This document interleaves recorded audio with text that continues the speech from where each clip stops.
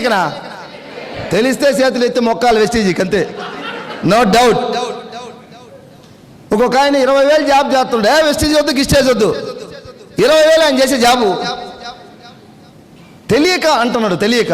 ఇప్పుడు చిన్న పిల్లగాడికి మనం 50 రూపాయల నోటు ఇచ్చినా కిందనే వేస్తాడు, 100 రూపాయలు ఇచ్చినా అంతే, 1000 రూపాయల నోటు ఇచ్చినా కిందనే వేస్తాడు. తెలియక, వెస్టీజీ గురించి తెలియక తప్పు చేస్తున్నది. తెలిసిన MBBS, నిన్ననే మాకు మిర్యాలగూడలో ఒక doctor madam, MBBS MS surgeon, London, వెస్టీజ్లో పనిచేస్తుంది, సిల్వర్ డైరెక్టర్గా. లాస్ట్ మంత్ 27,000 తీసుకున్నది. అటువంటి వాళ్ళు ఎంతోమంది, ఒక డాక్టర్ని కాదు, మా టీంలో ఒక మేడం వచ్చింది కాబట్టి చెప్తున్నారు. అట్లాంటి ఎంతోమంది పనిచేస్తా ఉన్నారు వెస్టీజీలో. వాళ్ళు డాక్టర్లు సైతం వెస్టీజీ గొప్పదంటా ఉన్నారు. దీని వాల్యూ ఎవరికి అంత తొందరగా తెలియదు, తెలిస్తే ఎవరు వదిలిపెట్టుకోరు. ఒక 3 months జర్నీ చేయండి మీరు, లేదా మీకు నెగిటివ్గా మాట్లాడే వాళ్ళని పట్టుకొచ్చి 3 నెలలు మనతో జర్నీ చేయండి. తర్వాత వాళ్ళతో వెస్టీజీ వాళ్ళతో బంధం ఎలా ఉంటుందంటే ఫారిన్ పెవికిక్కులాగా తయారవుతుంది. ఫారిన్ పెవికిక్ ఇది పట్టుకుంటే వదలదు. వెస్టీజీ అర్థమైతే నిద్ర రావట్లేదు సార్. 4 గంటలు పడుకొని లేచి మళ్ళీ పరిగెత్తుకుంటూ ఇక్కడికి వచ్చినాం. వెస్టీజ్ 10 మందికి మంచి చేయాలి, ఆ 10 మంది ఆనందం చూడాలి, తద్వారా మనకు రూపాయి వస్తుంది.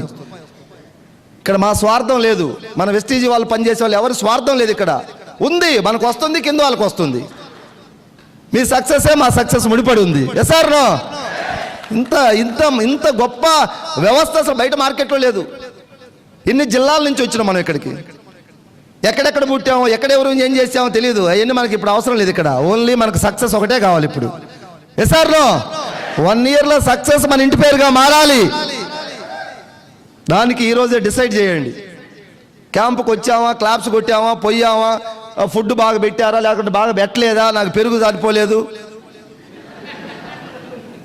నేను లాస్ట్లో పోతే నాకు వడలు అయిపోయినాయి, నాకు బజ్జీలు అయిపోయినాయి, ఈ అయిపోతే నష్టమేం లేదు. ఈ తిన్నది ఈరోజు మనకి ఏటలు కోసి పెట్టినా గుర్తుండదు. ఒక సంవత్సరం పోయిన తర్వాత గుర్తుండదా? ఇన్కమ్ వస్తుందా రాలేదా?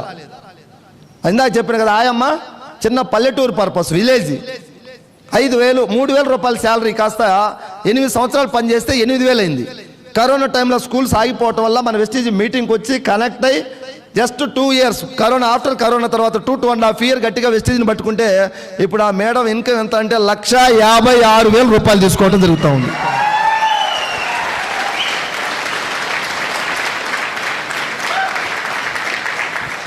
Thank you sir.